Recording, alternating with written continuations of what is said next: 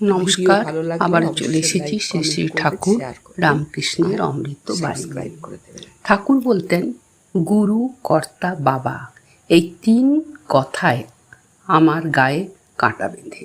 ঈশ্বর কর্তা, আমি অকর্তা, তিনি যন্ত্রী, আমি যন্ত্র।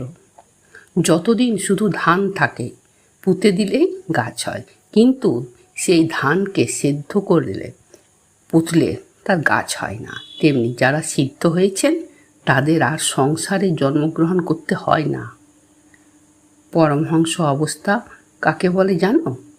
যেমন হাঁসকে দুধে জলে একসঙ্গে দিলে দুধ খেয়ে জলটি ফেলে রাখে, তারা তেমনি সংসার করে কিন্তু সচ্চিদানন্দ লাভ করে থাকেন, তাকে কোনো কিছুতে আর অসার করতে পারে না, তাকে ত্যাগ করেন।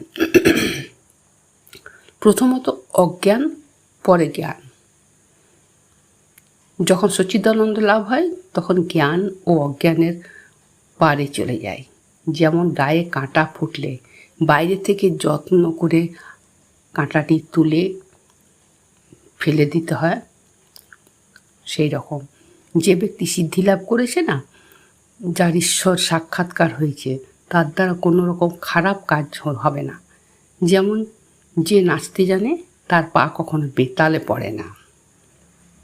বৃহস্পতির পুত্র কচের সমাধিভঙ্গের পর যখন মন বহির্জগতে নেমে আসছিল, তখন ঋষিরা তাকে জিজ্ঞাসা করেছিলেন, এখন তোমার কিরূপ অনুভূতি হচ্ছে?